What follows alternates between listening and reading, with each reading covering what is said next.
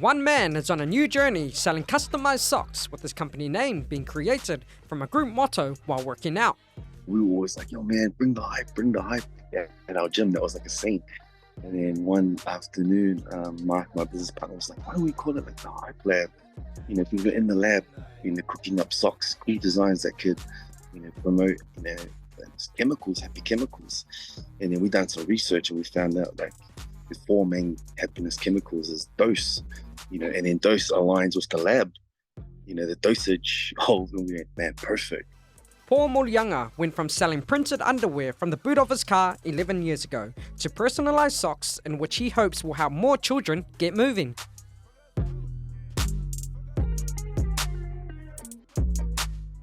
So you're not just buying a pair of socks, like it's trying to inspire the next generation to get out there and move, especially our young, PIs, young Pacifica kids. They might be struggling. There's like, mental health, obesity. That's, if we can try and push that about releasing happy chemicals through movement, walking, going to the gym, doing anything that'll help, so we can tackle these problems that we're having in society, especially with our kids.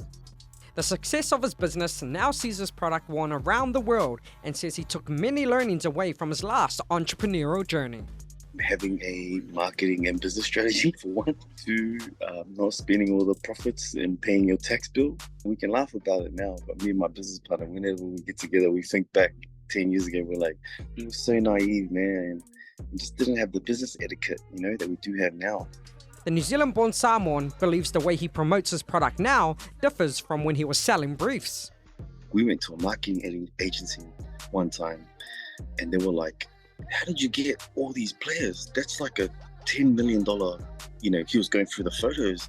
And I just said, we just gave them some underwear, the handshake, the brothers. Like, but I think for a hype lab, we didn't want to go down that route of like, it's cool to have celebrities and sporting stars wear your product, but if we hit like the core of the community of who we want to hit, you got to be out there on the front line, going to do markets and stores and community groups, rugby clubs, you name it.